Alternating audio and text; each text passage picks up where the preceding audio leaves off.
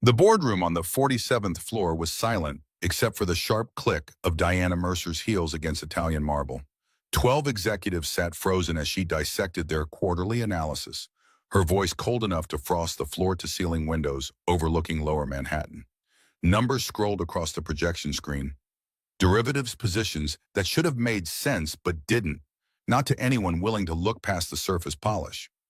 In the corner, a man in a faded custodial uniform paused his work on the windows and shook his head. The movement was barely perceptible, just a slight shift of disapproval, but Diana caught it. Her eyes, green and sharp as broken glass, locked onto him. The words came out like a blade being drawn. "You know finance?" The janitor looked up. His eyes were gray-blue, steady and clear, the kind of gaze that belonged to someone who'd seen things break and learned how to read the cracks before they spread. He held her stare without flinching. His voice was quiet, conversational, but it carried just enough to know you're about to lose $18 million on a 0.3% miscalculation. The room held its breath. Diana's face went pale, then flushed. She stared at this ordinary man holding a spray bottle and microfiber cloth, and something in his expression unsettled her. Intelligence that didn't belong in that uniform. Dignity that couldn't be bought or faked. She opened her mouth, closed it, then turned back to her team with controlled fury. 20 minutes later, alone in her office, Diana called HR. The file arrived within the hour, and she read it twice because the first time felt like a hallucination. Ethan Cole. No, Marcus Reed. She'd misread the name in her haste. Marcus Reed, 38 years old. Education, Wharton School of Business, MBA with honors, graduated top 5% of his class. Previous employment, Horizon Capital, senior quantitative analyst, 2016 to 2021. Gap in employment, 4 years. Current position, custodial services, overnight shift. Performance reviews, exemplary. Diana leaned back in her chair, the leather creaking in the empty office. A Wharton graduate mopping floors, a senior analyst at one of the most aggressive hedge funds in New York emptying trash cans in her building. The file offered no explanation for the gap, no reference letters, nothing but a quiet fall from grace that should have been impossible in a city that worshipped credentials and pedigree. She should have let it go. She didn't. New York City stood indifferent to human drama, its glass towers reflecting nothing but their own cold beauty. Diana lived on the 47th floor in more ways than one, her world contained within conference rooms and corner offices where decisions moved markets and destroyed competitors. At 33, she'd inherited Mercer Capital Group when her father died. 5 years of proving she was more than Robert Mercer's daughter, 5 years of 16-hour days and zero tolerance for weakness. The business press called her brilliant.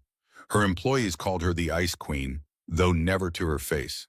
She called herself necessary because soft leaders didn't survive in this industry, and she'd promised herself she'd survive long enough to prove her father wrong. Robert Mercer's last words to her, delivered in a hospital room 2 weeks before the massive coronary that killed him. "You'll destroy everything I built within a year. You don't have what it takes." She kept one photograph in her office, her father shaking hands with the governor at some charity gala, both men smiling the way predators smile before the kill. She kept no mirrors because she didn't need to see herself to know what she'd become. And some mornings that was a blessing. 40 floors below, in a basement supply room that smelled of industrial bleach and floor wax, Marcus Reed changed into his work uniform. At 38, he carried himself with a weariness that had nothing to do with physical labor. His hands, scarred and calloused now, had once typed complex algorithms on Bloomberg terminals worth more than most people's houses. His eyes, still sharp despite everything, had once read market trends that made millionaires nervous and occasionally destroyed them. He'd graduated from Wharton at the top of his class, had worked at Horizon Capital where the smart money went to get smarter, had been good at his job, better than good. He'd understood markets the way some people understood music, seeing patterns in chaos, hearing rhythms in the noise of billions moving across fiber optic cables at the speed of light. Then he'd made the mistake of being honest. 3 years ago, buried in the account statements that he was paid to analyze, he'd found it. Millions in client money disappearing into offshore shells, complex derivatives used not for hedging, but for theft. Fraud so elegant it looked like genius to anyone not paying attention. He'd reported it to the SEC, believing the system worked, believing truth mattered more than loyalty to people stealing from retirees and pension funds. Instead, they destroyed him, blacklisted across every firm in Manhattan, reputation shredded by lawyers who specialized in turning whistleblowers into liars, legal fees that bled him dry, and Sarah, his wife, his light, watching their life collapse while working two jobs because they'd lost their health insurance, and she needed medication for a heart condition that wasn't serious until it was. She died on a Tuesday. Emma, no, Lily. Their daughter's name was Lily. She'd just turned 4, and Marcus had been in a deposition when his phone rang with the news that Sarah had collapsed at her second job, a retail position she'd taken to cover the gap their savings no longer filled. By the time he reached the hospital, it was over. Now he mopped floors in a building where men and women like his former self made decisions worth more than he'd earn in a lifetime. He didn't regret speaking up. He regretted that the truth had cost Sarah everything, had cost Lily a mother, had cost him the ability to look at his reflection without seeing a man who'd chosen principles over the person he loved most. Every night he went home to a one-bedroom apartment in Astoria where Lily waited with homework and stories about school. She was 8 now, bright-eyed and curious, still believing the world was fundamentally kind. He worked 3 jobs to keep that belief alive, cleaning offices for people who didn't see him, and some nights that invisibility felt like the punishment he deserved. The trading floor at 11 p.m. was empty, monitors still glowing with after-hours data from Asian markets. Marcus had learned to time his cleaning to these quiet hours when the ghosts of his former life were easier to face. He stood at a terminal someone had forgotten to lock, scanning the European derivatives positions Diana's team had been presenting that afternoon. The numbers told a story if you knew how to read it, and he'd always been good at reading. Footsteps behind him, expensive heels on commercial carpet. He didn't need to turn around to know who it was. Diana Mercer carried herself with a particular kind of controlled fury that you could feel before you heard it. Her voice came from directly behind him. "You're here late for a janitor." Marcus kept his eyes on the screen, the ghost of a smile touching his face. "You're here late for a CEO." She stepped beside him, following his gaze to the derivatives model. This close, he could smell her perfume, something subtle and probably worth more than his monthly rent. "I want you to look at the European hedge analysis again. My team's been stuck on it for 3 days. He finally turned to face her. She was exactly as he'd expected and nothing like he'd imagined. Beautiful in the way marble sculptures are beautiful, all sharp angles and cold perfection. But her eyes held something he hadn't seen in the boardroom, a desperate kind of exhaustion that came from caring too much and sleeping too little. The words came out before he could stop them. "You're hiring me or ordering me?" Something flickered across her face, surprise maybe, or recognition that he wouldn't roll over simply because she had power and he had none. $500 per session. 3 nights a week, after your daughter's asleep. The surprise must have shown on his face because she continued, "I ran a background check. Single father, 1 child, elementary school age. I don't hire people I don't understand." Marcus felt the old anger rise, the invasion of privacy, the assumption that his life was data to be analyzed. But $500 was groceries for 2 weeks, was Lily's after-school program, was the difference between surviving and drowning. His pride had already cost him everything that mattered. He couldn't afford it anymore. But he could afford one condition. Nothing interferes with my daughter's time. Ever. If she needs me, I walk out of whatever meeting or analysis or emergency you're having, non-negotiable. Diana's expression didn't change, but something in her eyes shifted, a flicker of respect or maybe just recognition of someone else who'd drawn their own lines in the sand. "Agreed. Tomorrow night, 8 p.m. Bring whatever you need to work." She turned to leave, then paused. "The calculation I was presenting this afternoon." Where exactly was the error?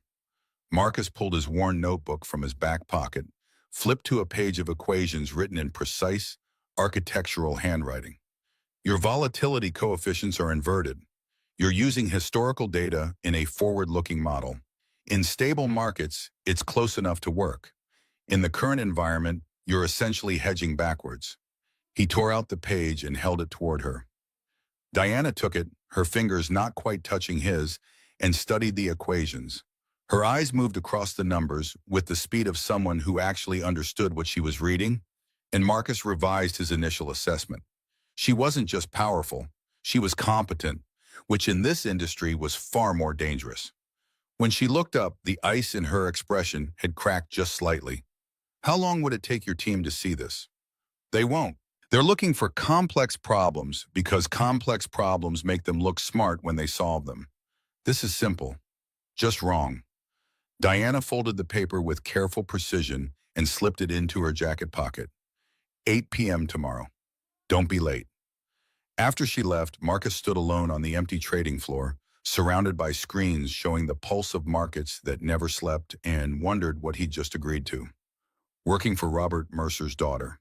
He'd known the name was on Horizon's advisory board, had seen it in the documents he tried to use as evidence before Horizon's lawyers buried everything that mattered.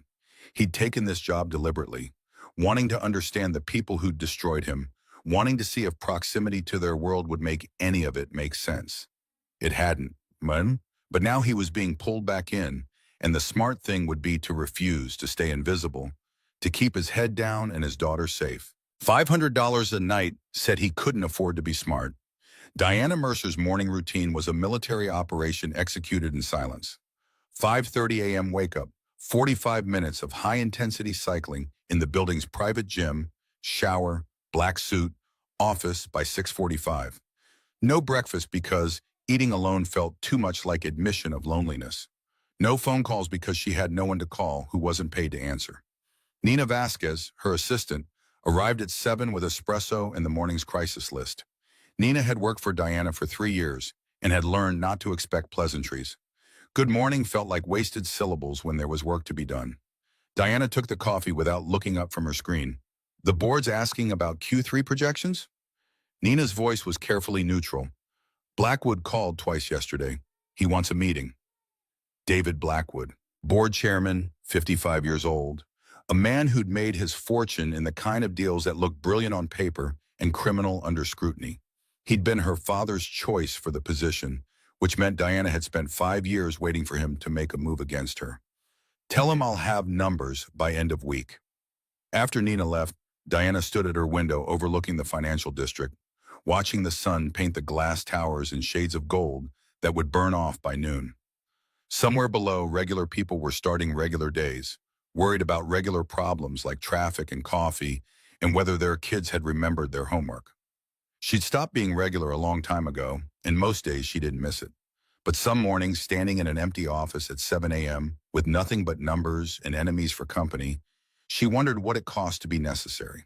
Wondered if her father had stood at this same window, asking himself the same question, deciding the answer didn't matter because winters didn't get to be warm. Marcus walked Lily to school every morning, rain or shine, because it was 20 minutes of her undivided attention before the world got complicated. PS 112 sat on a tree-lined street in Astoria, old brick and chain-link fence. The kind of school that did its best with limited resources and teachers who actually cared. Lily chattered the whole way about her science project on weather patterns, about how cumulus clouds were different from cirrus, about how she wanted to be a meteorologist when she grew up because predicting storms seemed like useful magic. Marcus listened to every word, asked questions, made her explain the concepts until she could teach them back to him, because that was how you learn things that stuck. At the school gate, she threw her arms around his waist. Love you, Dad. Love you too, kiddo. What's the rule? If anything feels wrong, I tell Mrs. Patterson immediately, and I never go anywhere with strangers, even if they say you sent them. Perfect. What else? You're picking me up at 5:30, and we're making pasta for dinner because it's Tuesday. He kissed the top of her head, smelling the strawberry shampoo she'd insisted on last week because one of her friends used it. You're the smartest kid in New York. You say that because you're my dad. I say that because it's true. After she disappeared through the doors, Marcus stood at the fence for a moment, watching through the window as she joined her classmates. 8 years old and already more emotionally stable than he'd been at 30. Sarah's influence, still alive in Lily's kindness, in the way she assumed people were good until proven otherwise. He was raising his wife's best qualities in a city that rewarded her worst ones. and some days that felt like the only real victory he'd managed. The first consulting session started exactly at 8 p.m. Marcus arrived in his work uniform because he had to clock in at 10 and there wasn't time to go home and change. Diana didn't comment on the faded blue shirt with reeds stitched above the pocket, just gestured to the conference room where she'd set up multiple monitors showing the derivatives model. He stood beside her chair, close enough to see the screen clearly, far enough to maintain professional distance. The numbers swam across the displays, elegant and wrong, the kind of mistake that would cost millions because it looked too sophisticated to be simple error. 2 minutes of silence while he traced the data flows. Then his finger touched the screen. Here, you're mixing asset classes in the same risk bucket. Sovereign bonds and corporate derivatives don't have parallel volatility patterns. You need to stratify them, then apply different weighting coefficients to each stratum. Boo, Diana pulled up a calculation window. My team said that would take 2 weeks to recalculate. It would if you rebuilt from scratch. But if you adjust the correlation matrix first, you can use a multiplier effect. The algorithm does the heavy lifting. He pulled out his notebook, the same worn spiral he'd carried for years, and wrote out a formula. Diana input his numbers, her fingers moving across the keyboard with practiced speed. The model that had been spitting errors for 3 days suddenly resolved into clean, stable projections. She ran it again. Same result. The tension in her shoulders relaxed a fraction. She turned in her chair to look up at him, and Marcus saw the question forming before she asked it. Why are you cleaning floors? The old wound opened easily, familiar pain that never really scarred over. Because no one in finance will hire me. Why not? I told the truth once. Turns out, that's not valued as much as they claim in all those corporate ethics seminars. He said it without self-pity, which somehow made it worse. Diana wanted to ask more, wanted to understand how someone with his skills had ended up invisible, but his body language was clear. Door closed, subject finished. Some stories didn't get told on the first night, maybe not ever. Instead, she opened her desk drawer and pulled out an envelope with $500 in cash. This is what I promised, and I'd like to offer you a contract, 3 months consulting basis. Help my team troubleshoot their analyses. Marcus didn't take the envelope immediately. Your team won't work with a janitor. Then I'll tell them you're a specialized consultant from outside the firm, lying on my behalf. The ghost of a smile touched his face. That's not very honest, Miss Mercer. I prefer to think of it as strategic omission. And it's Diana. Miss Mercer was my grandmother. This time he did smile, and it transformed his face, made him look younger, less haunted by whatever ghosts he carried. He took the envelope, tucked it into his pocket without counting it. Same condition as before. My daughter comes first. Always. Understood. After he left, Diana sat in her empty office and realized she was still smiling. She couldn't remember the last time that had happened naturally, not the practiced expression she wore for board meetings or the cold calculations she showed competitors. An actual smile, the kind that came from something other than victory. The sensation felt foreign enough to be dangerous.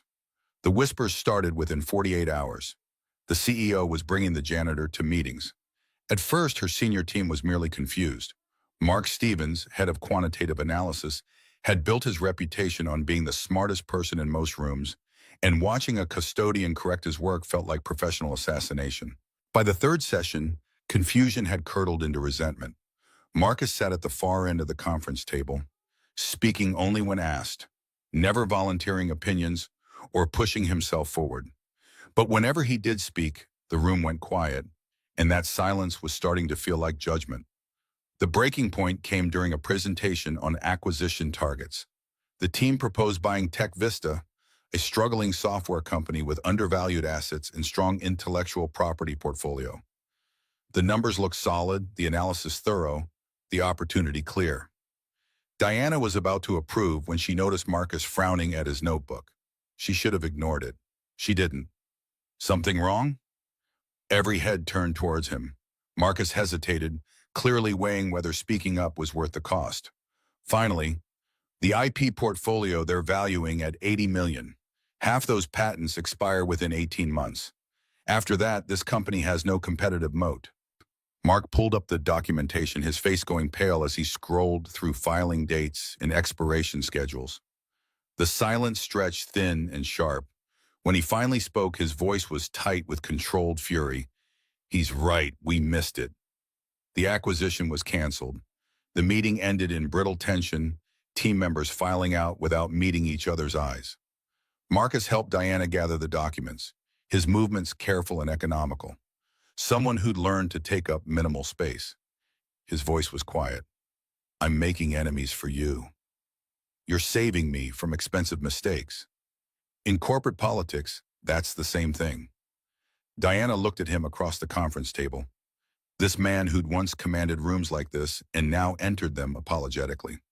The question came out before she could stop it. "Don't you get tired of being the smartest person nobody wants to listen to?" "Every day, but I got tired of being wrong more." They worked until midnight. At some point, Diana ordered food, real food, not just coffee to stay alert. Chinese takeout arrived in white paper containers, and they ate with plastic forks while debating monetary policy implications of the Federal Reserve's latest moves. Marcus made her laugh with a story about a Wharton professor who'd predicted the market wrong for 15 consecutive semesters, who'd turned his failures into a teaching method about the arrogance of certainty. Diana told him about her father, about building this company from nothing but believing she'd destroy it within a year of his death. "Sounds like you're still trying to prove him wrong." The observation landed with uncomfortable accuracy. Every single day. Must be exhausting. It was. She'd never admitted it before, but sitting there with someone who asked for nothing and expected nothing, it felt safe to tell the truth. "It is." When Marcus left that night, Diana stood at her window watching the city lights blur and sharpen as her eyes adjusted to darkness. The sensation in her chest felt strange, something warmer than satisfaction, more dangerous than accomplishment. If she had to name it, she might have called it happiness, but that seemed impossible for someone who'd forgotten how to want anything beyond winning. The pattern established itself over the next month. Marcus arrived 3 nights a week at 8 p.m., still in his work uniform, bringing his worn notebook and the kind of practical intelligence that cut through complexity like acid through silk. He never explained his past, never volunteered information about the gap in his employment, but he was generous with his knowledge in ways that suggested teaching had always been part of his nature. Diana found herself looking forward to those nights with an intensity that should have worried her. The work was good, the results measurable in money saved and opportunities identified. But it was more than that. Marcus treated her like a person instead of a position, challenged her assumptions without trying to undermine her authority, and never once looked at her with the calculation she saw in every other pair of eyes that entered her office. One evening, working late on a risk assessment, Marcus's phone buzzed.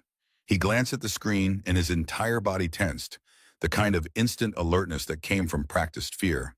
He was standing before Diana could ask, "I have to go. Lily's school called. She's sick." Diana saw the panic beneath his careful control, the terror of a man who'd already lost too much. "Go, family first, always." He was halfway to the door when he stopped, turned back. "Thank you for understanding." "Of course." The next morning, a small bouquet of flowers arrived at PS 112 with a card. "Feel better soon, Diana." And she'd had Nina arrange it, which should have felt impersonal, but somehow didn't. That afternoon, Marcus sent a text, the first time they'd communicated outside of work. "Lily says thank you, and she says you're not as scary as I made you sound." Diana found herself smiling at her phone like a teenager, and the realization was alarming enough that she put the device away and didn't answer until that evening's session, when she told Marcus, "Tell Lily I'm very scary, but only to people who deserve it." She'll like that answer. She's currently writing a paper on why nice people can still be tough. Smart kid? Gets it from her mother. The comment was casual, but it was the first time Marcus had mentioned his late wife voluntarily, and Diana recognized the significance of doors being open instead of slammed shut. She didn't push, just filed the information away and returned to the spreadsheets that needed attention more than her curiosity did. But the seeds were planted, connections forming in the spaces between professional courtesy and personal interest. And Diana was smart enough to know those connections were the most dangerous kind. The intersection came on a Saturday morning, unexpected and inevitable. Marcus had a childcare emergency, the kind that happened when you were a single parent operating without a safety net. Lily's regular babysitter canceled, the backup wasn't answering, and he had a commitment to review documents Diana needed by Monday morning. He brought his daughter to the office, promising she'd be quiet, that she'd do homework in a corner and wouldn't disturb anyone. Diana arrived to find Lily Reed sitting at the conference table, 8 years old with her father's gray-blue eyes and a smile that suggested the world hadn't disappointed her yet. Coloring books and math worksheets spread around her, a small human island in the middle of high finance. The girl looked up as Diana entered. "Hi, you're Diana, right?"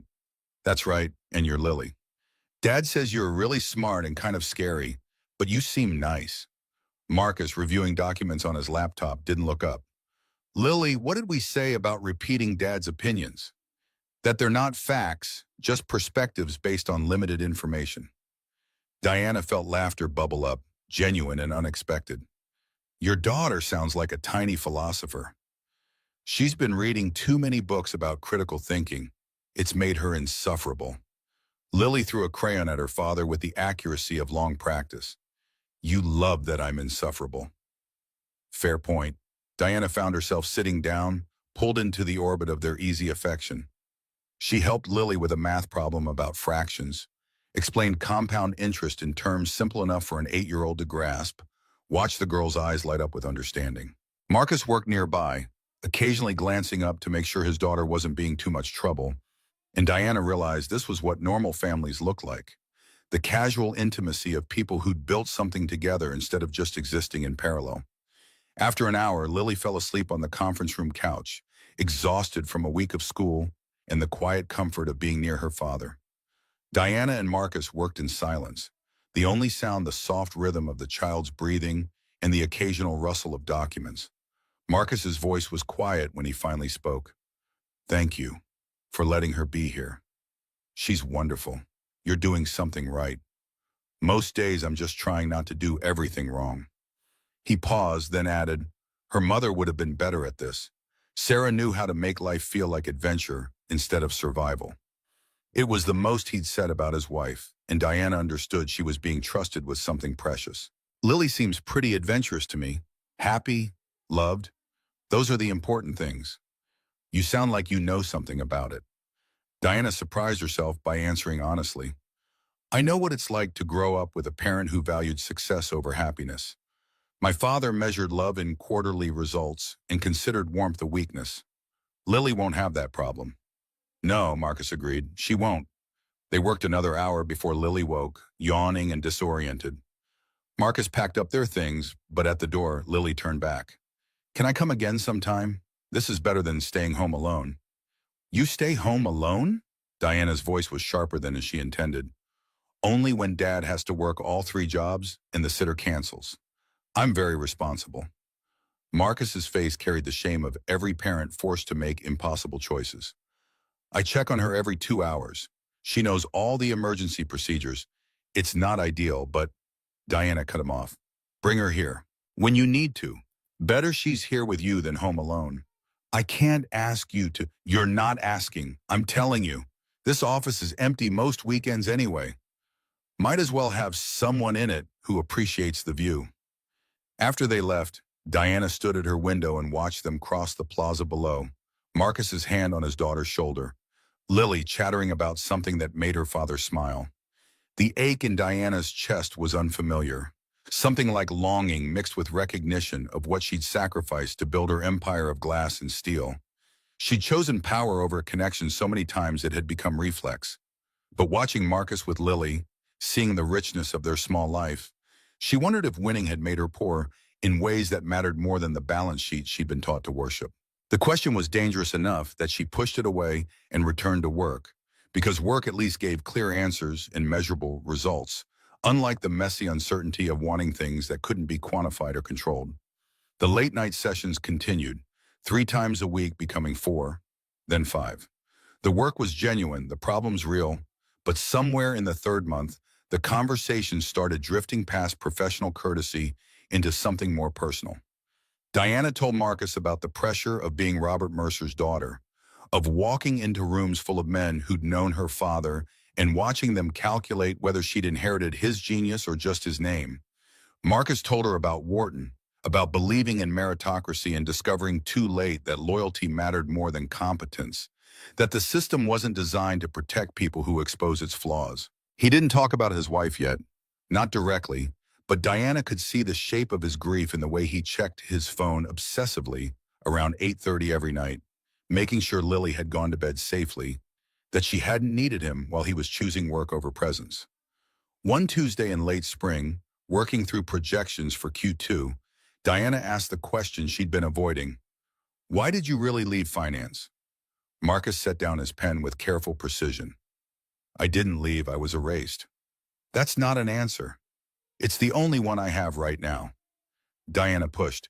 I read about Horizon Capital, the fraud case, the SEC investigation. Your name wasn't in any of the public documents. That's because Horizon's lawyers were very good at making sure names like mine disappeared, while names like theirs got quietly settled. His jaw was tight, the words coming out clipped and controlled. I'm not ready to tell that story yet. Maybe I never will be. I'm sorry. I shouldn't have. It's fine. But his body language said it wasn't, said there were wounds that didn't heal just because time passed. And Diana backed off because she recognized the walls when someone built them high enough to feel safe behind. They worked in silence for another hour, the tension slowly dissolving into the familiar rhythm of analysis and solution. When Marcus finally left, he paused at the door. For what it's worth, you're nothing like your father. You didn't know him. I didn't have to. You look at spreadsheets and see real people's money, real lives that could be destroyed if you make wrong choices. That's not how men like Robert Mercer operated. After he was gone, Diana sat in the darkness of her office and wondered how Marcus knew so much about her father, why he'd chosen those specific words, what he wasn't saying beneath the careful compliments. The unease settled into her chest like smoke, invisible but suffocating. The sense that she was missing something obvious that would matter later when it was too late to prepare for the impact.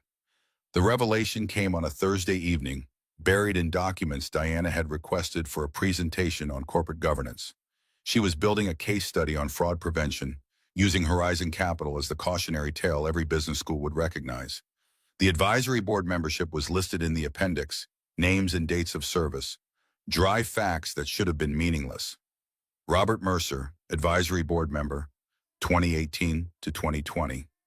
Diana stared at her father's name, the dates clicking into place with sickening clarity.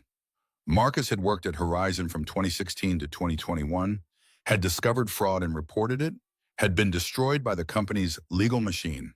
Her father had been on the advisory board during those years, had signed off on restructuring plans and governance reviews, had his name attached to the same institution that had ruined the man currently sitting across from her. Marcus hadn't noticed yet, absorbed in his own analysis. Diana pulled up the full documents, scanning through board meeting minutes and strategic planning memos, finding her father's signature on page after page of decisions that should have protected investors and instead protected fraud. The nausea was immediate and physical. Her voice came out too sharp. Did you know about this? Marcus looked up, confused. Know about what? Diana turned her screen toward him, watching his face as he read the board roster. She saw the moment recognition hit, the way his entire body went still, the careful neutral expression that meant he was processing information he'd hoped to avoid. The words felt thick in her throat. My father was part of the company that destroyed you. You knew this. How long have you known? I found out 2 weeks ago. I was reviewing my old SEC filings and cross-referenced with public records. His voice was steady but quiet, the tone of someone delivering bad news they'd already made peace with. I don't know how much he knew. Maybe nothing. Board members can be window dressing, names on letterhead without real involvement. But his signature is on the restructuring documents, on the governance reviews that should have caught the fraud. Yes. Diana felt the floor tilt beneath her, the careful structure of her world cracking open to reveal rot underneath. And you didn't tell me? When exactly should I have told you? The first night? Hi, I'm Marcus.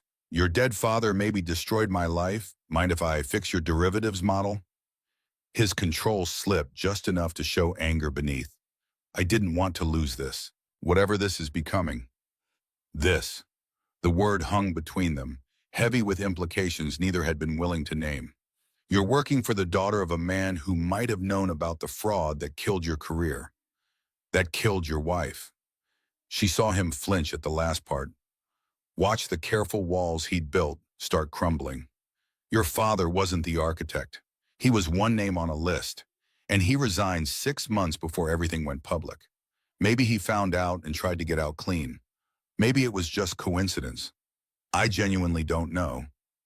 But you came here knowing the connection. You took this job knowing. I took this job because I needed work, and they were hiring. I stayed because... He stopped, caught himself before saying something that couldn't be unsaid. Diana stood, chair scraping against floor with violence that matched her feelings. Because what? Because you wanted revenge? Because destroying the daughter was second prize to destroying the father? Marcus stood too, his voice rising to match hers. Because you're not him. Because when I look at you, I don't see Robert Mercer. I see someone trying to do better. Someone who stopped an acquisition that would have laid off 300 people just to pump quarterly numbers. Someone who's nothing like the man whose name is on the building. How can you even look at me? He stepped closer, close enough that she could see the gray threaded through his hair at the temples, the scar on his forehead she'd never asked about, the exhaustion that came from caring too much for too long. Because when I look at you, I see someone who could have become her father and chose not to. I see someone fighting against their own worst instincts every day. Same as me. His hand touched her cheek, gentle as a question she wasn't sure how to answer. Diana felt tears she'd held back for 5 years suddenly there, hot and unwelcome, all the loneliness and pressure, and years of proving she was worthy of a legacy that had been built on lies. The words came out broken. I'm sorry, for everything you lost, for being part of... You're not part of it. You're what comes after. And maybe that's what matters. Then he was kissing her, or she was kissing him, and it didn't matter who moved first because they were both reaching for the same thing. Forgiveness, connection, proof that something good could grow from the ruins of everything they'd lost.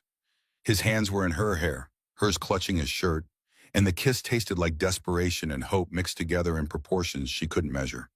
They pulled apart, breathing hard, the air between them charged with everything they'd been avoiding for 3 months. Reality crashed back in the sound of Lily's ringtone from Marcus's phone, the reminder that the world still existed beyond this moment. He answered, listened, his expression softening. No, baby, I'm still at work. Did you have a bad dream? A pause. I'll be home in an hour. Do you want to wait up, or should I wake you to say goodnight? Another pause. Okay, I love you too.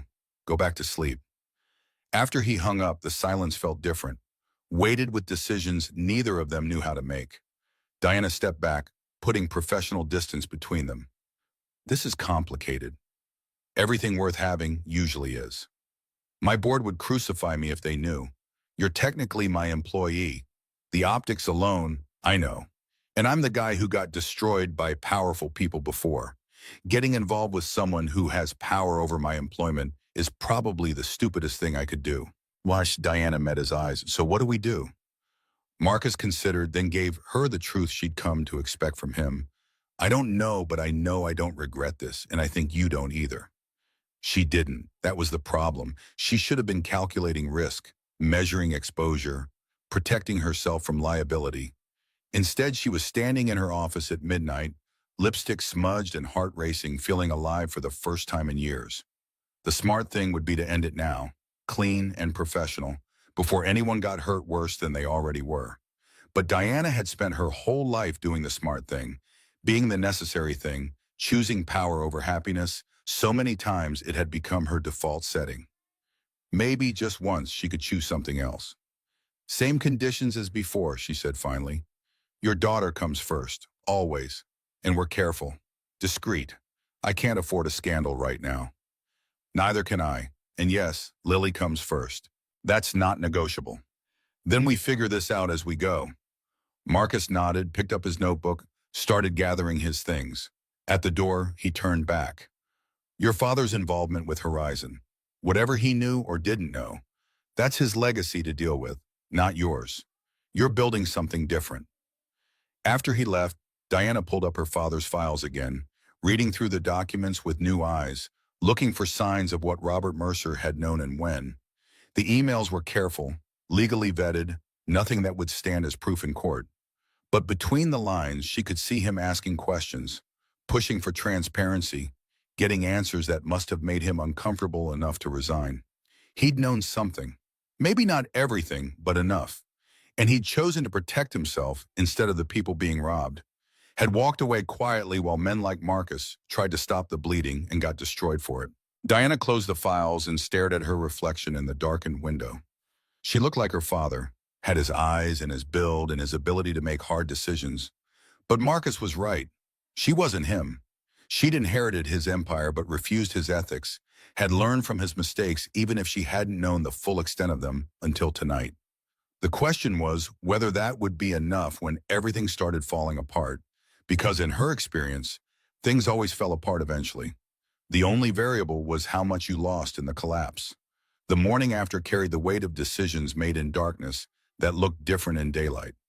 Diana arrived at her office before 6, running on 3 hours of sleep and too much coffee, her reflection in the elevator's polished steel, showing someone who'd crossed a line she couldn't uncross.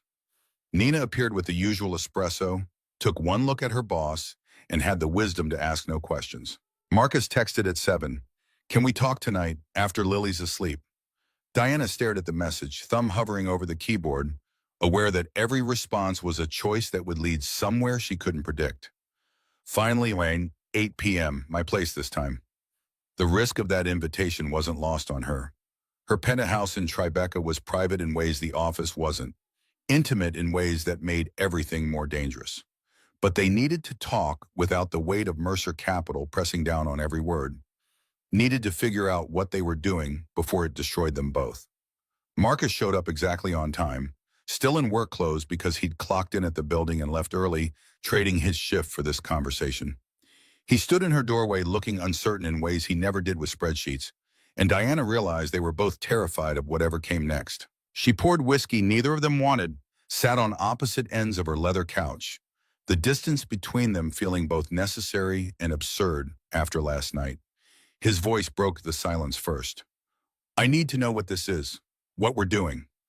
"I don't know. I've never—" Diana stopped, started again.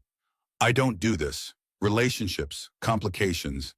I haven't been on an actual date in 2 years because dating means vulnerability, and I can't afford that." "So what changed?" "You did. This did."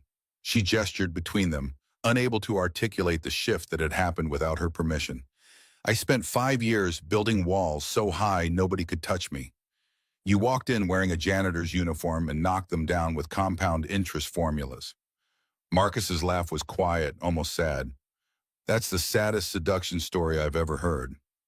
I'm not good at this, at being soft, at wanting things that don't fit on quarterly reports. I'm not asking you to be soft. I'm asking if you want to try this, whatever this is, knowing it's complicated and risky and probably stupid." Diana met his eyes across the expensive whiskey. Neither of them was drinking. "Yes, I want to try, but carefully, discreetly. If Blackwood finds out, he'll use it against me. The board's already looking for reasons to question my judgment. Then we're careful. No public appearances, no office displays. You're my employer in every space that matters professionally." "And privately?" Marcus moved closer, closing the distance between them with deliberate intent. "Privately, I'd like to kiss you again, if that's allowed." It was. Diana leaned into him, tasting whiskey and risk and the particular sweetness of choosing something for herself instead of for the company. His hands were gentle on her face, his mouth patient in ways that suggested he understood rushing led to wreckage. When they pulled apart, she felt steadier than she had in months, grounded by someone who saw her completely and hadn't run yet. They agreed on rules that night. No sleepovers until Lily knew and approved. No mixing work and personal beyond the consulting arrangement already in place. No assumptions about futures neither of them could guarantee. It felt clinical and romantic simultaneously. Two people who'd been burned learning to handle fire with respect. 4 weeks passed in a rhythm that felt almost normal. Marcus consulted 3 nights weekly, occasionally bringing Lily when childcare collapsed. Diana found herself looking forward to those evenings with the girl, teaching her about markets and money in ways that made finance feel like puzzles instead of weapons.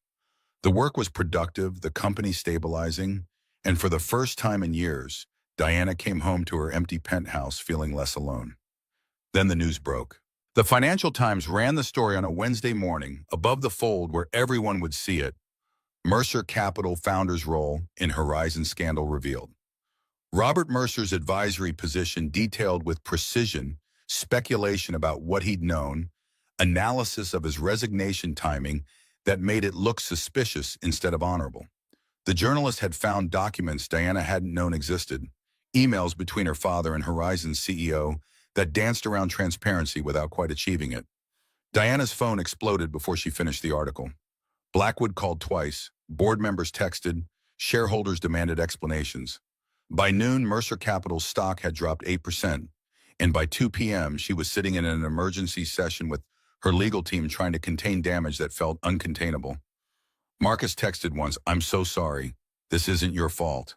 But it felt like her fault, felt like punishment for the sin of being Robert Mercer's daughter, for inheriting wealth built on foundations that couldn't withstand scrutiny.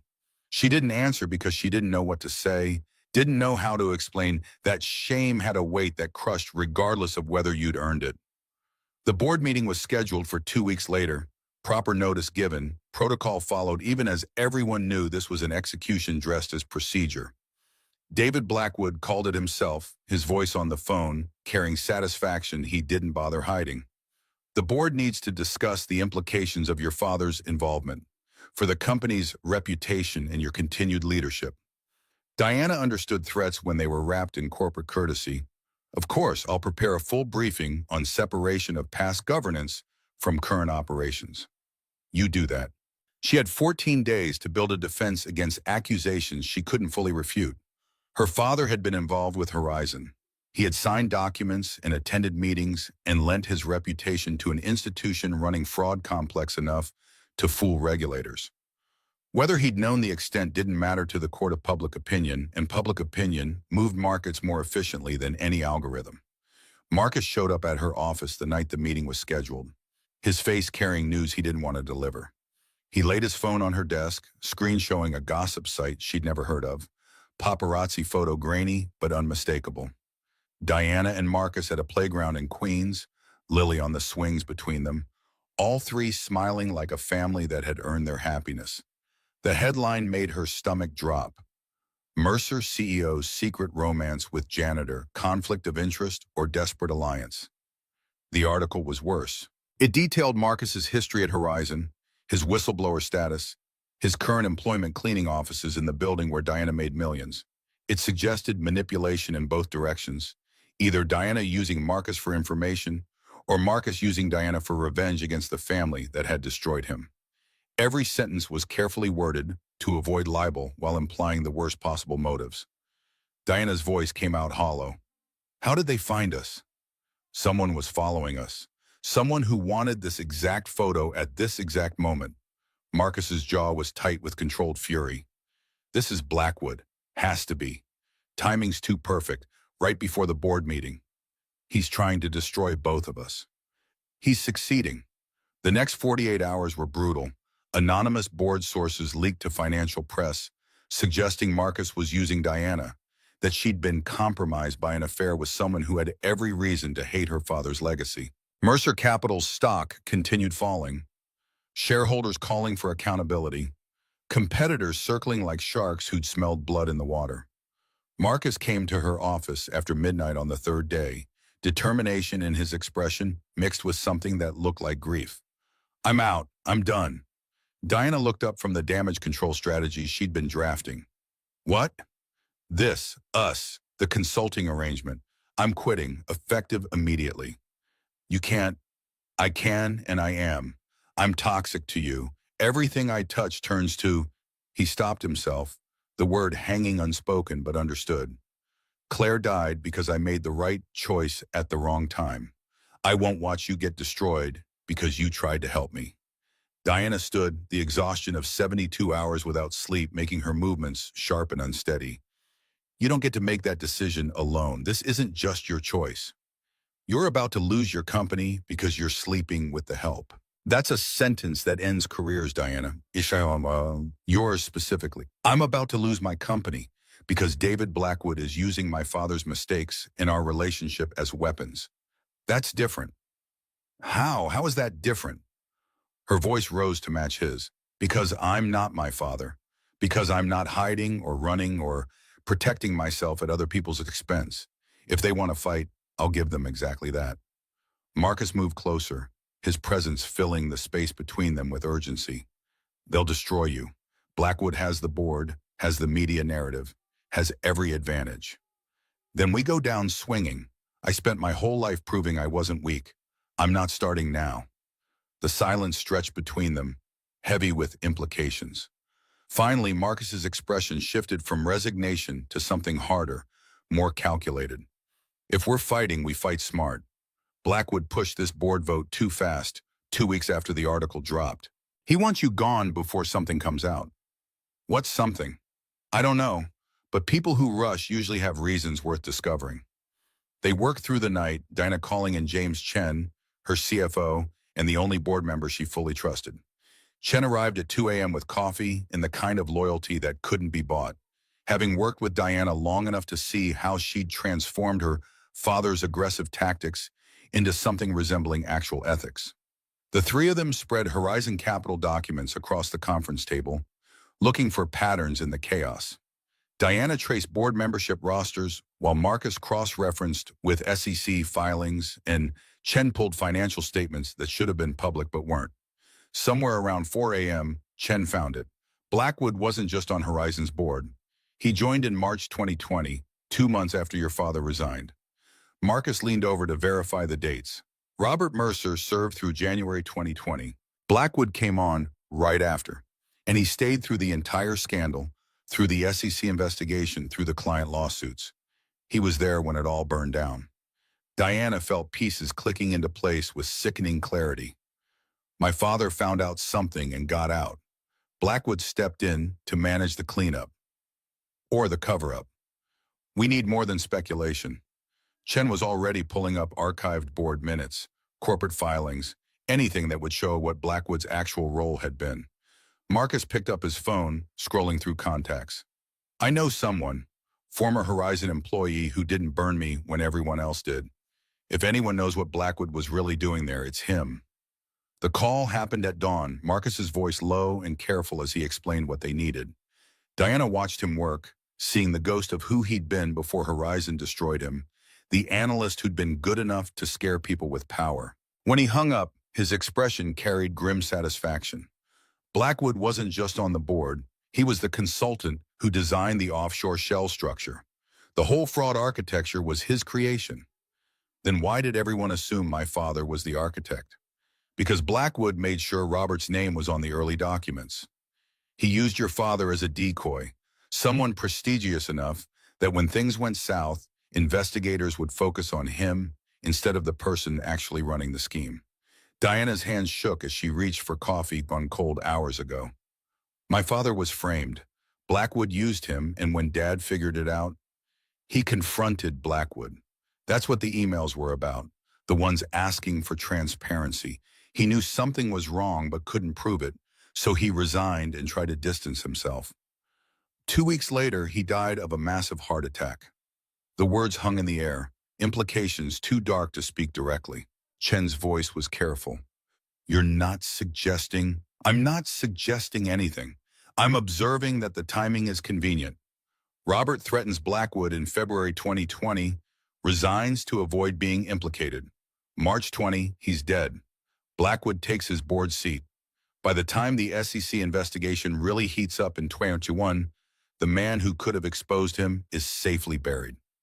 Diana felt the room tilt, grief and rage mixing into something that tasted like metal. He killed my father. You're saying David Blackwood murdered my father to cover up fraud. I'm saying the sequence of events raises questions, but we can't prove anything. Robert's death was ruled natural causes, no autopsy beyond standard procedure. Even if we're right, There's no evidence. Then we find evidence, or we make Blackwood incriminate himself. Marcus looked at her with something between admiration and fear. How? The same way he's been attacking me. We use his arrogance against him. But they built a plan as the sun came up over Manhattan, 3 people running on exhaustion and determination. Daniel Foster, the SEC investigator who'd been building the Horizon case for 4 years, agreed to meet them that afternoon. He confirmed what Marcus already knew. The investigation had stalled because they couldn't prove Blackwood's continued involvement after the initial fraud was exposed. Foster's voice carried the frustration of someone who'd gotten close but not close enough. We know he benefited. Shell companies linked to him received transfers after 21, well into the so-called cleanup period. But he's got lawyers smart enough to make everything look like legitimate consulting fees. Unless we get him on record admitting knowledge of ongoing fraud, we can't move. Diana made the decision without consulting Marcus or Chen, knowing they'd try to stop her. I'll wear a wire to the board meeting, confront him about my father, get him to say something incriminating. Diana, no. Marcus's protest was immediate. If he suspects, if he finds the device, you're done. Criminal charges for recording without consent, loss of all credibility. I don't care. You taught me something about truth. Sometimes it costs everything, but it's still the only thing worth having. The words settled between them, Marcus recognizing his own philosophy being used against his protective instincts. Finally, he nodded, but his expression carried the weight of someone who'd seen this movie before and knew how it ended. They spent the next week gathering every piece of documentation they could find. Marcus reached back into his network, calling in favors from people who'd stayed loyal despite the risk. Chen worked his Wall Street connections, finding analysts who'd studied Horizon's collapse and had theories about where the money really went. Diana prepared her presentation, building a case that would at minimum raise questions, at maximum destroy Blackwood completely. The night before the board meeting, Marcus came to her penthouse. They didn't talk about strategy or evidence or the 100 ways tomorrow could go wrong. Instead, he told her about Sarah, really told her, giving Diana the full story he'd been holding back for months. His voice was quiet but steady. We met at Wharton. She was studying social work while I was learning how to make rich people richer. She used to joke that we balanced each other out, my numbers and her humanity. When Horizon blew up, when I got blacklisted, she never once suggested I should have kept quiet. She was proud of me for trying to stop them. Even when it cost everything? Especially then. Sarah believed integrity mattered more than comfort.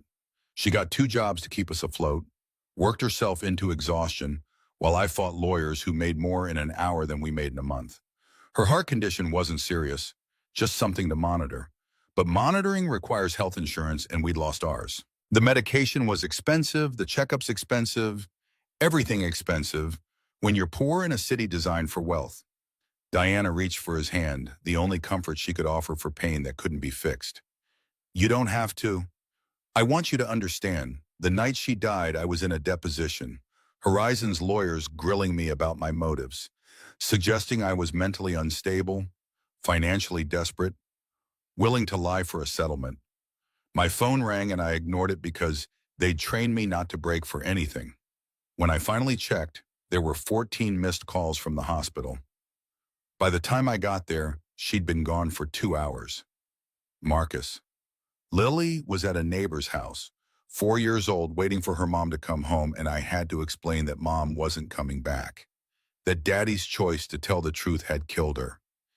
His voice cracked on the last words, and Diana pulled him close, holding someone who'd been carrying too much for too long. They sat like that for a long time, the New York skyline glittering outside her windows, neither of them speaking because some grief was too big for language. Eventually, Marcus pulled back, wiping his eyes with the kind of embarrassment men learn when vulnerability is treated as weakness. I'm telling you this because tomorrow's dangerous. If it goes wrong, I need you to know the stakes. I've already lost the person I loved most in the world. I'm not losing you too. You won't. We're in this together. Equal partners. Promise me something. If it falls apart, if Blackwood wins, you walk away and rebuild. Don't let this destroy you the way it destroyed me. Diana kissed him instead of promising, because she couldn't promise something they both knew was a lie. If tomorrow went wrong, she'd fight until there was nothing left to fight with, because Robert Mercer's daughter didn't know how to surrender, even when surrender was wise. The boardroom filled by 9 a.m., 12 members present, along with legal counsel and selected shareholders. Diana walked in wearing a black suit and the wire that felt like betrayal and justice simultaneously. Marcus waited outside, not allowed in but present, his steady faith the only thing keeping her spine straight. David Blackwood called the meeting to order, his voice carrying the satisfaction of someone who'd already won. We're here to vote on the removal of Diana Mercer as CEO of Mercer Capital Group, citing conflicts of interest and reputational damage stemming from her father's involvement in the Horizon Capital scandal and her inappropriate relationship with a former whistleblower currently employed in custodial services. The words stung because they were designed to, each one carefully chosen to diminish and humiliate. Diana kept her face neutral, her hands steady on the folder containing evidence that would either save or destroy her. Before Blackwood could continue, she spoke. Before we vote, I have information relevant to this board's governance and decision-making. This isn't a trial, Diana. No, it's a board meeting, and I have documentation that directly impacts our fiduciary duties and this company's leadership. She pulled up her presentation, 20 minutes of forensic analysis showing Blackwood's role in Horizon's fraud structure. Board members shifted uncomfortably as the evidence accumulated, the picture becoming clear even to those who'd rather not see it. Robert Mercer's name appeared in early documents, but the actual offshore architecture bore Blackwood's digital signature, his consulting firm's fingerprints, his accounts receiving ongoing payments long after the supposed cleanup. Blackwood's face went from confident to furious as the presentation continued. This is desperate fiction from someone who knows she's losing. Your father's signature is on the restructuring documents, not mine, because you forged his approval on documents created after he resigned. The metadata shows these files were generated in July 2020, 3 months after he left the board. James Chen stood, adding his weight to Diana's accusations. I've had our forensics team verify the digital signatures. These documents were backdated to implicate Robert Mercer while absolving the actual architect of the fraud. The room erupted in arguments and denials, board members choosing sides, legal counsel attempting to regain control. Through the chaos, Diana watched Blackwood, saw him calculating, saw the moment he decided his best defense was offense. His voice cut through the noise, sharp and cold. You're implying what exactly? That I framed your father? That I somehow orchestrated a complex fraud and pinned it on a man with far more resources and connections than I had? Diana leaned forward, the wire pressing against her ribs like a second heartbeat. I'm saying my father confronted you in February 2020. He found evidence of the offshore structure and demanded transparency. 2 weeks later, he died of a massive heart attack. Convenient timing for someone who needed him silenced. The room went absolutely silent. Blackwood's face cycled through shock, rage, and calculation before settling on contempt. You're accusing me of murder? That's psychotic desperation. Your father was a coward who took his secrets to the grave. If he'd had any actual proof, he'd still be alive to... He stopped. The silence that followed was absolute.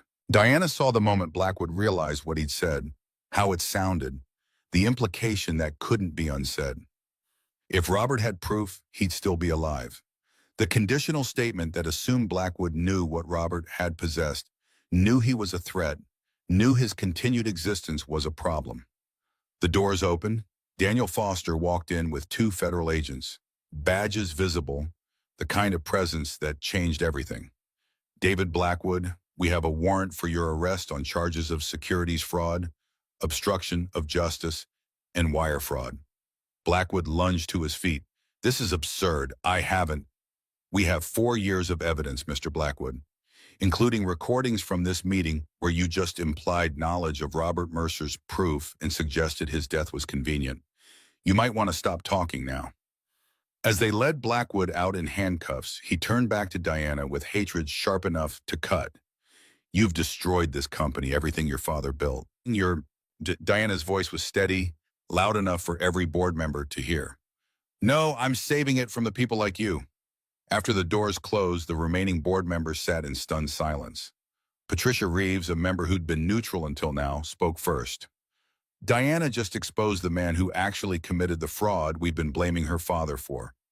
I move that we vote to retain her as CEO and formally apologize for this persecution. The vote was 9-2, Blackwood's closest allies abstaining rather than supporting Diana, but unwilling to go down with him. It wasn't the landslide she'd hoped for, but it was enough. She'd survived, had won, had proven her father wasn't the monster history was making him out to be. Marcus was waiting in the hallway when she emerged, and the relief on his face was worth every risk she'd taken. He didn't ask how it went, could read the answer in her expression, in the way she walked toward him without the weight that had been crushing her for weeks. His arms came around her, solid and safe. You did it. We did it. They stood like that for a long moment, two people who'd gambled everything and somehow won.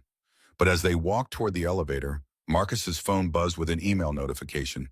Diana felt him tense against her, saw his hand shake slightly as he read whatever message had arrived. His voice was carefully controlled. SEC wants my full testimony, complete deposition about Horizon, about what I knew and when, about Claire. Diana understood immediately. Winning today meant reliving the worst moment of his life in front of lawyers and investigators who would dissect his grief looking for inconsistencies. It meant opening wounds that had barely begun to scar, facing the system that had failed him once, and asking it to believe him now. She took his hand, felt the tremor he was trying to hide. You don't have to do this alone. Not this time. I know, but it still terrifies me. They left Mercer Capital together, walking into sunlight that felt too bright after the darkness of the boardroom. Diana had saved her company and vindicated her father's memory. Marcus had helped bring down the man who'd destroyed his career and killed his wife, even if they couldn't prove the latter. By any measure, they'd won. But victories in their world always came with costs deferred, and as they walked through Manhattan's indifferent crowds, Diana wondered what price they'd have to pay for justice that had taken too long and cost too much. The aftermath of victory felt less like triumph and more like surviving a car crash, the adrenaline wearing off to reveal bruises that would take weeks to show their full damage. Diana spent the next 3 days in damage control, restructuring the company with surgical precision, cutting ties to ventures that couldn't withstand ethical scrutiny. Shareholders grumbled as profits dipped, but she'd learned from her father's mistakes that short-term losses were cheaper than long-term corruption.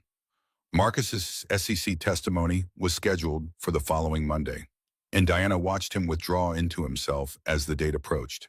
He still came to her penthouse in the evenings, still held her like someone afraid of drowning, but the light that had been returning to his eyes dimmed with each passing day. On Saturday, she found him standing at her window at 3 a.m., staring at the city like it held answers he couldn't find.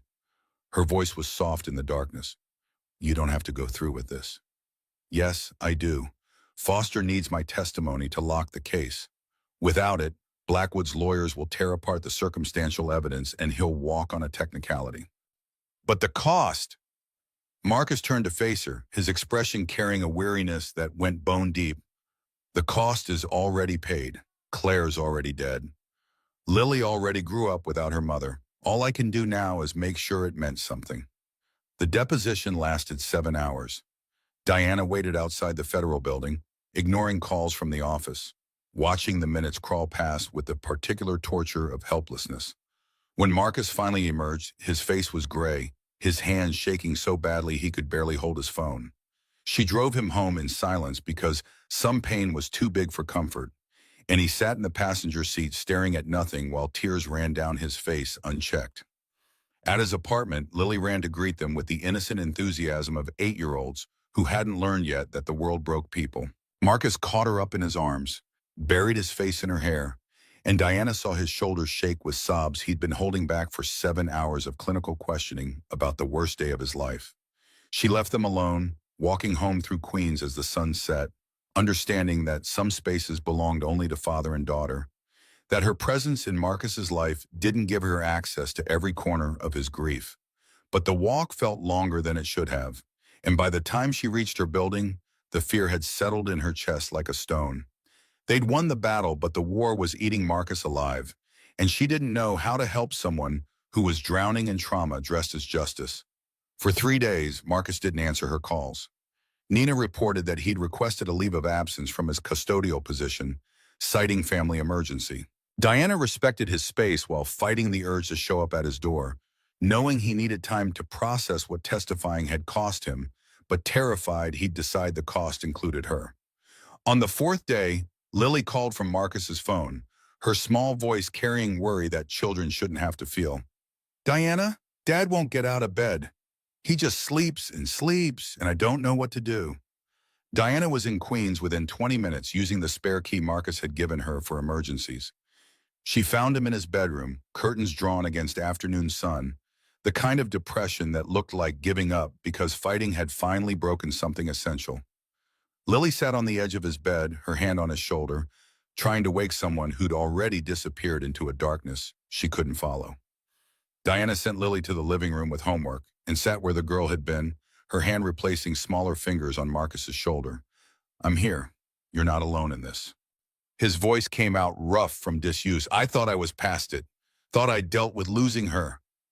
But sitting in that room answering questions about her medication schedule, about why we didn't take her to the ER sooner, about whether I'd considered her heart condition before deciding to blow the whistle, "They asked you that, whether you'd considered she might die. They asked if I understood the risks to my family when I chose to report the fraud. As if I killed her, as if choosing to do the right thing was the same as pulling the trigger." Diana felt rage burn through her helplessness, fury at a system that punished honesty and then interrogated the survivors about why they hadn't learned to lie better. But Marcus didn't need her anger, needed something she wasn't sure she knew how to give: unconditional presence without trying to fix what couldn't be fixed. She stayed through the afternoon, making food neither of them ate, helping Lily with math homework while Marcus slept or pretended to sleep. When evening came, she prepared to leave, but Marcus appeared in the living room doorway, looking more present than he had in days. His voice was quiet but firm. "I can't work for you anymore."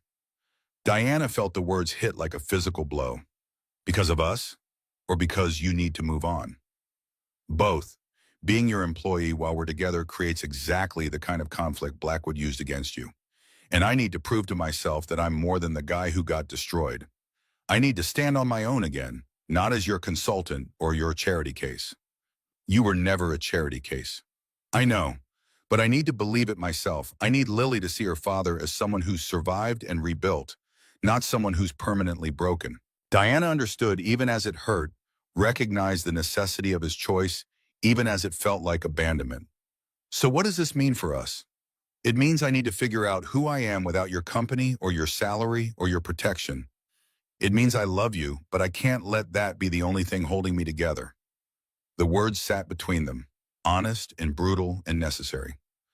Lily watched from the couch, too smart not to understand that something important was shifting, that the adults were trying to figure out how to be whole people instead of just halves that fit together.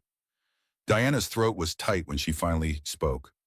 "Then do what you need to do. I'll be here when you're ready." "I know, that's what makes this possible."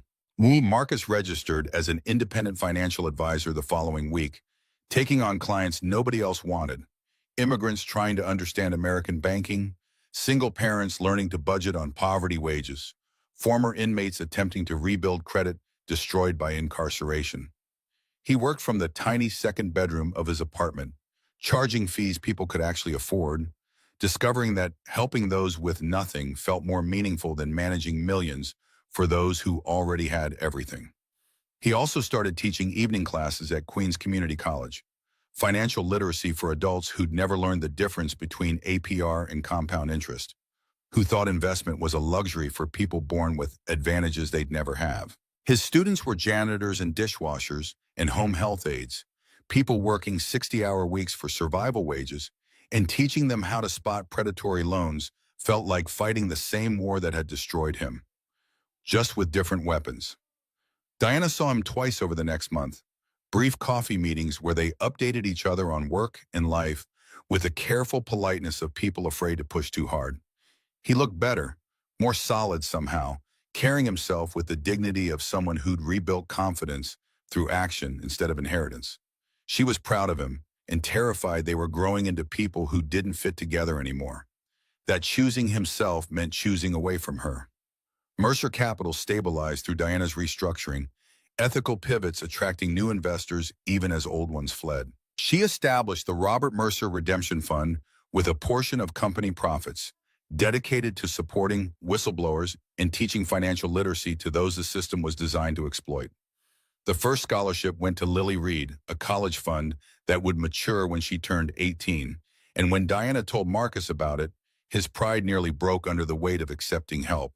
His voice was thick when he finally responded, "I can't take charity, not even from you." It's not charity, it's investment in someone who deserves every opportunity her father can't afford to give her. And it's named after my father because he would have wanted to fix the damage he helped cause. You don't know that? No, but I choose to believe people can be better than their worst moments, same as you're trying to be.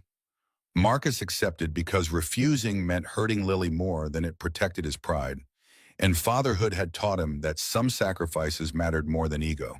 But Diana saw the cost in his eyes, the way accepting proved he still needed her in ways that made independence feel incomplete. 2 months after their last real conversation, Diana appeared at the back of Marcus's evening class, sitting in fluorescent-lit institutional space, while he taught compound interest to 20 exhausted adults who'd worked full shifts before coming here to better themselves. She watched him transform strangers' fear of him into confidence, with nothing but patience and honesty, saw the teacher he'd always been underneath the analyst costume Wall Street had made him wear. After his students left, Marcus packed up his materials with the deliberate slowness of someone who'd known she was there all along. "How long have you been coming?" "This was my first time. Nina told me where to find you. Remind me to stop trusting assistants who like you better than they fear consequences." Diana moved to the front of the classroom, the institutional chairs and scarred desks reminding her that not all education happened in buildings named after robber barons. "I have an idea, if you are willing to hear it." Marcus waited, and Diana pulled out the folder she'd been carrying for weeks, detailed plans for something bigger than either of them separately. The Reed Mercer Foundation, nonprofit dedicated to financial literacy and whistleblower support. Your name first because, as you earned it, equitable partnership in every sense. I don't have capital to contribute. You have something better, credibility. When you teach, people listen because you lived the consequences of telling the truth. That's worth more than money. Marcus studied the plans, reading through curriculum proposals and funding structures, seeing his scattered work formalized into something institutional and permanent. When he looked up, his eyes were wet.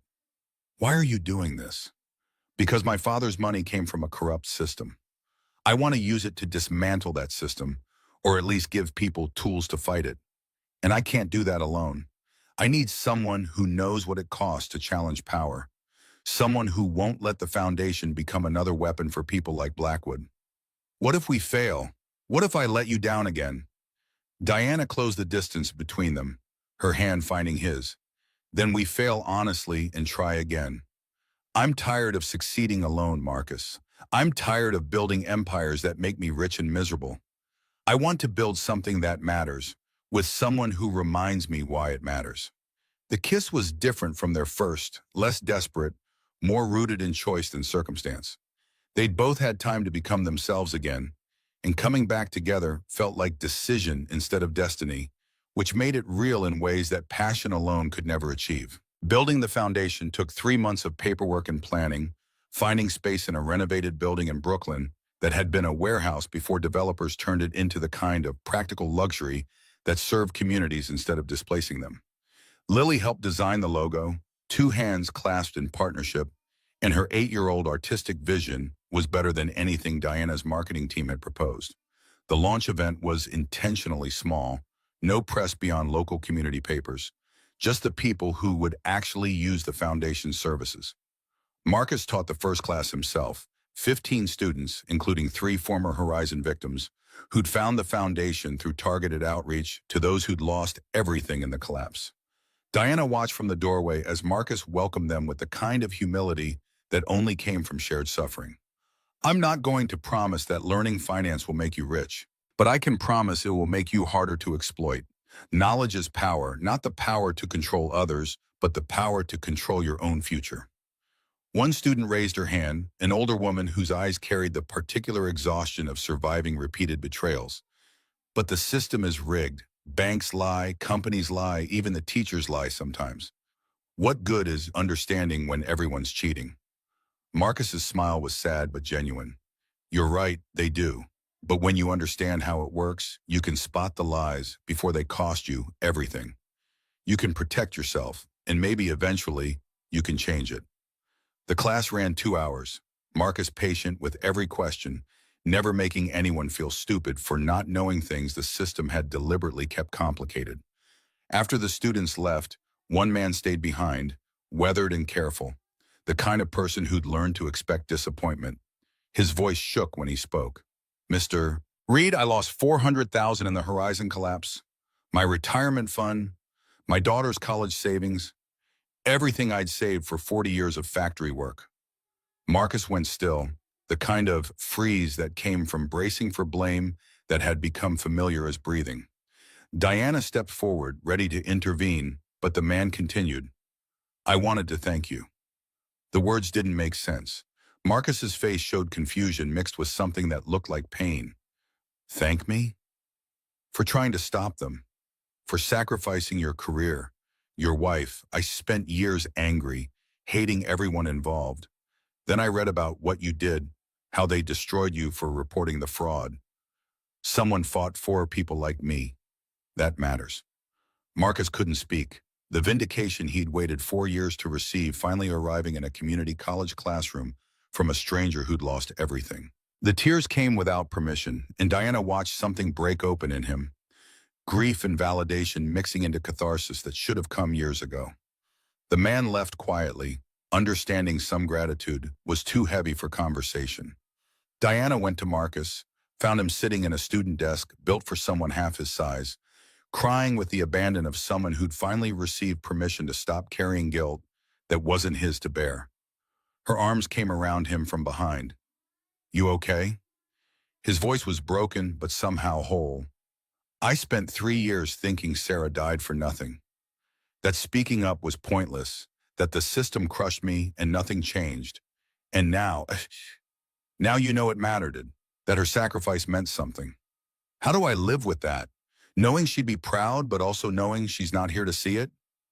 Diana had no answer except presence, holding someone who'd survived 2 months and was finally allowing himself to grieve properly. They sat like that until the janitor came to lock up, until Marcus pulled himself together enough to walk out into Brooklyn evening with something lighter in his expression than she'd seen since the day they met. That night at his apartment with Lily already asleep, Marcus laid out what he'd been afraid to say. I want to do this, really do this, full time, foundation, teaching, building something that outlasts us. And us? What does that look like? I don't know, but I know I love you, and I know I want Lily to grow up seeing that good people can build good things, even after the world tries to break them. Diana pulled him close, tasting possibility mixed with risk. Then we build it together, real partners in everything. Equal partners. No more employer-employee dynamics, no more power imbalances, just 2 people trying to make something worthwhile. Deal. 9 months passed in the hard work of turning vision into reality. The foundation expanded to 3 locations, Brooklyn, Queens, and the Bronx, serving 150 students across evening and weekend programs. Marcus taught most classes himself, recruiting other financial professionals who'd grown tired of optimizing wealth for people who already had too much. Diana managed funding and operations, discovering that running a nonprofit required different skills than running a corporation. That success, measured in lives changed, felt more satisfying than success measured in dollars accumulated. They moved in together, not Diana's penthouse, but a brownstone in Brooklyn they bought jointly, equal names on the deed. Lily got her own room, decorated with her artwork and science projects, and she called Diana by her first name because calling her Mom would have dishonored Claire's memory. But the 3 of them built something that felt like family anyway. Sunday mornings at the farmer's market, and Tuesday night pasta dinners becoming rituals that made the week navigable. Marcus still had nightmares sometimes, waking gasping from dreams where he arrived too late, where Claire died over and over in variations that all ended the same. But Diana learned to wake with him, to sit in darkness until the panic passed, to remind him that grief didn't have an expiration date, but neither did healing. Slowly, the nightmares came less frequently, and the mornings after became easier to face. The press noticed eventually, Forbes running a feature on Diana's transformation from Wall Street ice queen to non-profit champion. The New York Times profiling Marcus as the whistleblower who'd turned personal tragedy into public service. The attention was uncomfortable, both of them preferring the work to the publicity, but it brought donors and students and validation that what they were building mattered beyond their own need for redemption. On a Friday evening in early autumn, Diana came home to find Marcus and Lily at the kitchen table, the girl reading an essay she'd written for school while her father listened with the attention he gave everything she said. Diana poured wine she wouldn't drink and stood in the doorway, listening to Lily's 8-year-old wisdom about success. Her voice was clear and confident. Success isn't money or fame or having a big house. Success is going to sleep knowing you helped someone today. My dad lost everything and found something better. Diana gave up being scary to be happy. They taught me that falling down isn't failure. Staying down is. Marcus's eyes found Diana's across the kitchen, and the look that passed between them held everything they'd survived to get here. Lily had been 4 when her mother died, 8 now, and those years had contained enough grief for a lifetime. But she was growing up believing the world could be good because the adults in her life had refused to let cruelty make them cruel, had chosen to build instead of destroy, even when destruction would have been justified. Diana moved into the kitchen, sat at the table with them. "That's a perfect essay, Lily. Your teacher's going to love it." "Do you really think so? Dad says I use too many big words." Marcus smiled. "I said you use advanced vocabulary. That's different from too many words." "Advanced vocabulary is just big words wearing a suit." They laughed, easy and genuine, the kind of moment that looked simple from outside but was built on foundations of shared trauma, transformed into deliberate joy. After dinner, after Lily went to bed, Marcus and Diana stood at their bedroom window looking out at Brooklyn's more modest skyline, so different from the glass towers where they'd first collided. His voice was contemplative. "Do you miss it? The power, the corner office, making decisions that moved millions?" "Sometimes. I'd be lying if I said I didn't. But I don't miss being alone in that office at 3 a.m. wondering if winning was worth what it cost to win. And now? Now I'm standing here with you, and our daughter is asleep down the hall, and tomorrow we're teaching people how to spot financial predators. That feels like winning in ways the old life never did." Marcus turned to face her fully. "Our daughter?" The words had slipped out naturally, but Diana didn't take them back. "If that's okay, I know I'm not her mother, will never be her mother, but she feels like mine anyway, in all the ways that matter. Sarah would have liked you, would have appreciated that you didn't try to replace her, that you let Lily remember her mother while also being someone Lily could count on. I learned from watching you. You never tried to make me forget my father's flaws, just helped me separate his mistakes from my identity. Figured I could do the same for Lily with her mom's memory." They stood together as the city lights blurred and sharpened with the hour. Two people who'd been broken, finding out that broken things could be reformed into something stronger than the original if you were willing to do the work. The foundation was growing, their relationship was solid, and for the first time in years, Diana felt like she'd built something that would matter after she was gone. The morning brought its own gifts, Lily bouncing into their room at dawn with the enthusiasm of children who hadn't learned that weekends were for sleeping. "Can we go to the foundation today? I want to help set up for tomorrow's class." Marcus groaned into his pillow. "It's Saturday. Normal people sleep until at least 7 on Saturdays." "But we're not normal people. We're people who change the world." Diana laughed, pulling the girl into bed between them. "We didn't change the world. We changed our corner of it. That's all anyone can do." "Then I want to help change more corners. The world has a lot of corners." Later at the Brooklyn location, Diana watched Marcus teach, while Lily organized materials with the seriousness of someone given important responsibility. The space was modest compared to the offices Diana had once commanded, but it felt fuller somehow, occupied by people who needed what it offered instead of people who took because taking was what power allowed. During the break, an older student approached Marcus, a man Diana recognized from the first class months ago. His hands were shaking as he pulled out a folder. I wanted to show you something. I took what you taught and started tracking my expenses, built a budget. Last month, I had enough left over to start saving. First time in 20 years I've had money that wasn't spoken for before I earned it. Marcus's smile was genuine, warm in ways Diana still marveled at after everything he had survived. That's excellent work. What are you saving for? My granddaughter's birthday. She wants this science kit, costs $60. Before, I would have put it on a credit card, paid interest until it cost me double. Now I'm saving $5 a week until I have enough to buy it outright. That's exactly how you build security. Small, consistent steps instead of big, desperate moves. After the student left, Diana moved beside Marcus. You're good at this, at making people believe they deserve better. Someone has to. The system's designed to convince them they deserve whatever scraps they get. Is that what Horizon taught you, that the system's designed to fail most people? Marcus's expression darkened briefly. Horizon taught me that the system works exactly as designed.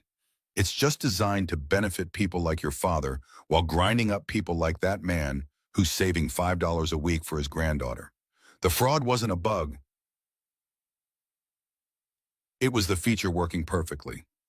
Diana understood he wasn't attacking her, was sharing hard truths about the world they'd both profited from before learning its costs. She'd inherited her father's wealth and his company, had used both to build something better, but that didn't erase where the money came from originally or who'd been exploited to accumulate it. Her voice was quiet. Then we keep building alternatives. Keep teaching people how to protect themselves. It's not enough, but it's what we can do. Knowledge is power, Marcus echoed his own teaching, then added something new. Not power to control others. Power to control your own future. And maybe that's the only revolution that matters. Teaching people they deserve agency in their own lives. They worked through the afternoon, Diana handling administrative tasks while Marcus finished his class. Lily drew pictures for the bulletin board, childish artwork among serious financial advice, creating a contrast that somehow worked. When evening came and they locked up, walking home through Brooklyn streets that had become familiar, Diana felt a particular satisfaction of exhaustion earned through meaningful work. That night, after Lily was asleep and they'd collapsed into bed still wearing their clothes, Marcus rolled to face her in the darkness. Thank you. For what? For not letting me stay destroyed. For building something that made surviving worthwhile. For loving my daughter like she's yours. Diana's throat was tight. I didn't do anything. You rebuilt yourself. No, I survived. You reminded me why survival was worth the effort. They fell asleep like that, tangled together in ways that would be uncomfortable by morning, but felt necessary now. Two people who'd learned that love was less about grand gestures and more about choosing each other through the grinding dailiness of actually living. The Foundation's one-year anniversary came on a Tuesday, marked with cake from the bodega and speeches from students who'd completed programs. Diana watched from the back as Marcus stood at the front, Lily beside him, explaining what they'd built and why it mattered. His voice carried across the room with the authority of someone who'd earned every word through experience. We started this foundation because the system failed us. It failed me when I tried to expose fraud. It failed the people who lost their savings when that fraud went unpunished. It failed everyone who believed that working hard and playing by rules would be enough. He paused, looking at the faces watching him. Immigrants and laborers and people scraping by in a city designed to exclude them. But we're not victims anymore. We're informed participants in our own financial futures. We know how compound interest works, how to spot predatory loans, how to build wealth even when the system doesn't want us to have any. That knowledge doesn't erase the injustice, but it gives us tools to fight back. Applause filled the space, genuine and earned. After the event ended and they were cleaning up, Lily asked the question Diana had been wondering herself. Dad, when you were sad about Mom, did you think you'd ever be happy again? Marcus knelt to his daughter's level, honest even when honesty was hard. No, I thought I'd just survive. That happiness was something Mom took with her when she left. But I was wrong. So you're happy now? I am. Not the same kind of happy as when Mom was alive, but real anyway. Different isn't worse, just different. Lily processed this with the seriousness of children who understood more than adults gave them credit for. I'm glad you're happy, and I think Mom would be too. That night in their Brooklyn brownstone that had become home in ways Diana's penthouse never managed, they sat together in the living room while city sounds filtered through windows they'd left open to autumn air. Lily was reading Marcus grading papers from his community college class, and Diana reviewing foundation financials that showed modest success in metrics that actually mattered. The domestic piece of it felt radical after years of chaos, and Diana understood that this was the real victory. Not the board meeting or the SEC testimony or even the foundation's impact, but the ordinary evening when three people who'd been shattered separately had fused into something whole enough to contain happiness alongside grief. Marcus looked up from his grading. What are you thinking about? How strange it is that the worst thing that happened to both of us led to the best thing. Your destruction at Horizon, my father's death, all of it was terrible and necessary somehow. I don't know if necessary is the right word, but maybe inevitable. Maybe we needed to lose everything to understand what mattered. Lily closed her book. That's too philosophical for Tuesday night. Can we order pizza? With mushrooms? Diana asked, knowing the answer. Mushrooms are a crime against pizza. Lily's response was automatic. This argument, one they had had dozens of times without ever resolving. Marcus laughed. Finally, something you two agree on. They ordered pizza without mushrooms, argued about movies until Lily fell asleep on the couch between them, and eventually carried her to bed before returning to their own room. In the darkness, Diana found Marcus's hand. Do you still have nightmares? Sometimes. But they're different now. Less about losing Claire and more about losing this. Losing you and Lily and everything we've built. You won't. We're in this together all the way through. Promise? Diana kissed him instead of answering, because some promises were too big for words and had to be lived instead of spoken. They'd both learned that the hard way, had both survived enough broken promises to know that actions mattered more than declarations. Tomorrow they'd wake early, walk Lily to school, spend the day teaching people how to build better futures from the wreckage of pasts that hadn't been fair. It was so small work in the grand scheme of institutional corruption, but it was their work, built on foundations of honesty instead of convenience, designed to help instead of harm. And if that wasn't redemption exactly, it was close enough to feel like winning. Part 3 complete. Word count, 5,497.